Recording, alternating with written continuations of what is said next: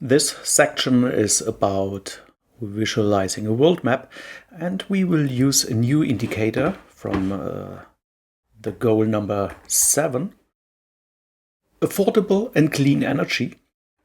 And I was interested in the indicator 7.21, renewable energy, because this data set is very complete and really nice for visualization a world map. And I wanted to see, okay, what is the development between the different years of renewable energy of the individual countries, and what is the status of Germany, US, and so on. So let's start with a visualization by your own. Of course, you can do all kind of analysis here, but later we will merge some data sets from different indicators, and this is the reason why you need the hands-on of individual indicators, and you have to learn the individual practices of combining data. We start with our workbook number 2, Exploring World Map Visualization, and it starts exactly the same as done before. We start with our pandas and plotly and import the operating system. We have done already the first steps in our last section. We have now here, I hope, the indicator in which we're interested in, 7.21 renewable shares final energy CSV. Wonderful. Good preparation. This time we do it the other way around. We start from a world map example from Plotly. So we go to the homepage of Plotly. And we are searching for maps and the possibility to visualize maps. And there are so many different possibilities. What you have seen in the chart of our world in data, it was a so-called core plate map. And this is exactly what we try to do here. The core plate maps, they are coming with a color code of the individual geometries. And this example is a very nice example. It's the unemployment rate of the US. And we just copy this source code to our Word notebook. And we see then directly if all libraries and if everything is installed in a correct way. So let's do it.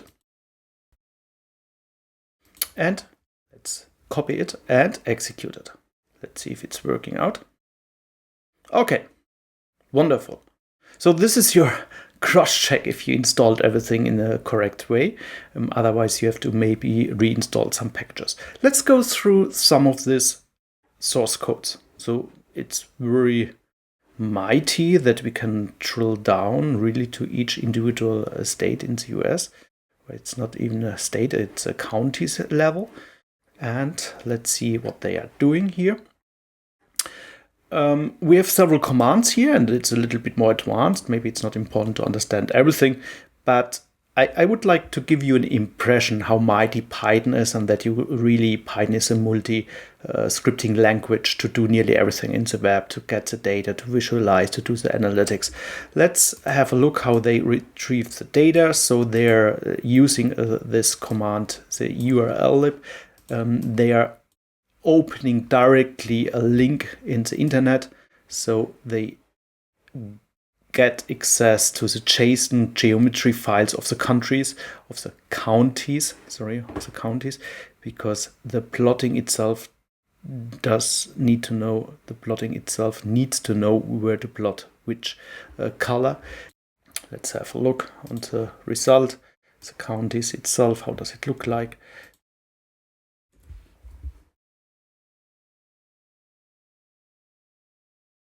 This is a typical so-called JSON format. The JSON format is the de facto internet standard where you can have nested data types here. So in fact, it's a dictionary. A dictionary means there's always a name, and then we have this double point here, and then the next layer. A dictionary is very, very mighty to have a so-called nested data structure. And here you can see the so-called polygons. A polygon is more or less telling you the coordinates where to draw something. I mean, this is really complicated, and we don't have to analyze this really precisely. They're doing here in the next step the download of the data frame, pushing it to the data frame. This is what they are doing here. in the DF. So let's have a look on the data frame. And the data frame is just a number of the unemployment rate itself, while the FEPS is the location itself. Let's have a look on the Plotly Express command, and then you see line number 1 is getting the corresponding geometries. Line number 2 here is getting the content data, and the plotting of everything is done here in this commands here. They are pushing again the data frames in. They are pushing the counties in, so the geolocations.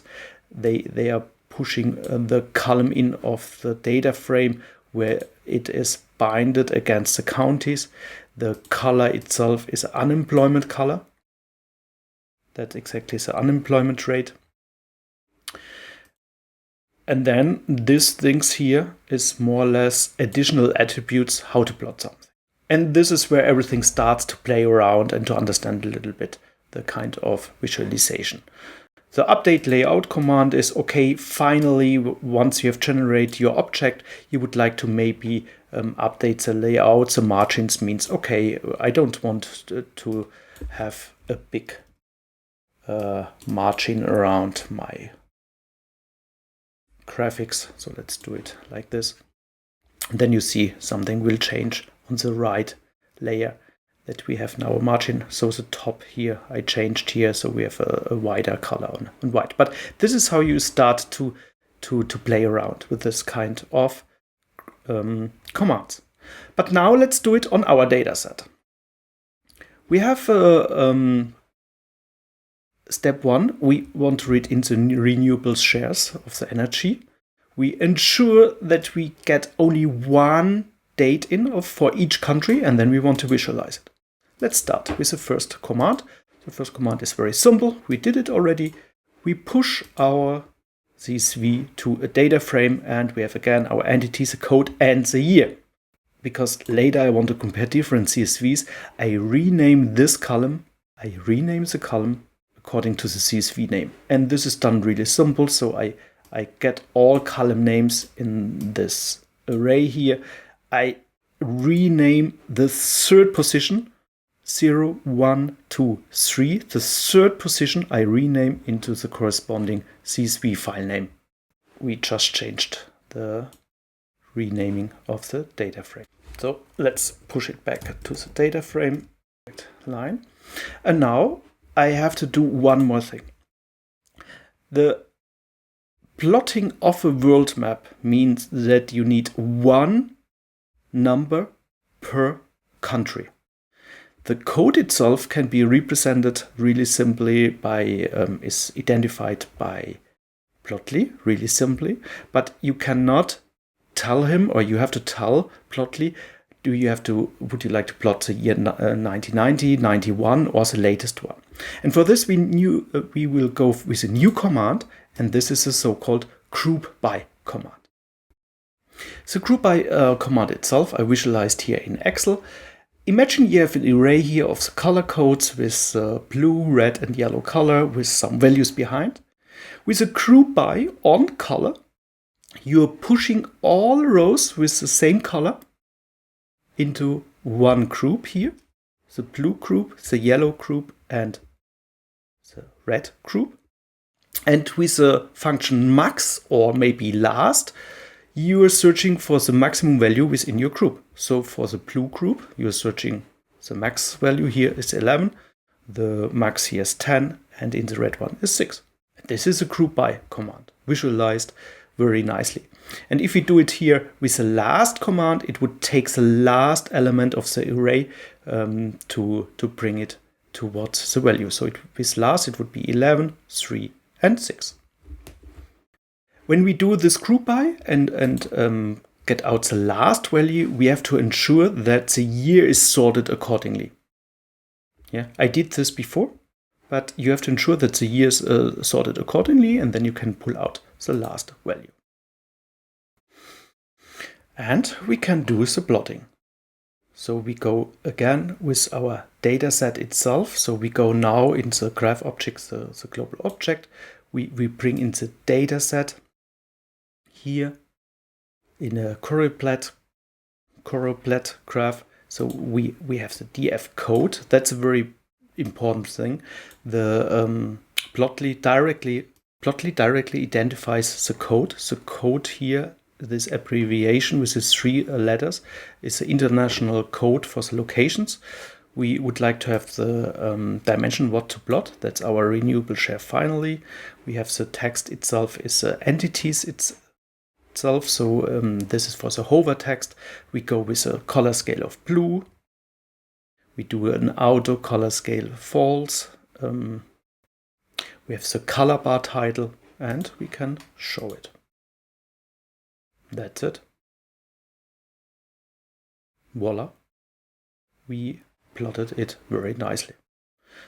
And the graph itself is not too bad.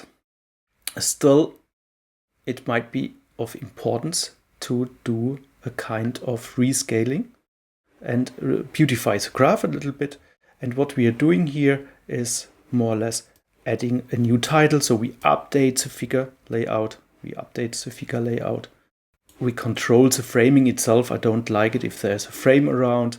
And we put some annotation on it. Annotation means some text on it, because normally if you work with data, you should put also the reference of your data into it. And now we update the graphics and voila, we have a quite nice graphic of our renewable energy consumption. Okay, let's see where we are. In Germany, we have 14% of renewable energy, US 8%, Russia 3%. The lighter, the better. That means maybe we have to invert it. Reverse scale, false. Aha, now we have the darker, the better. Let's update it again.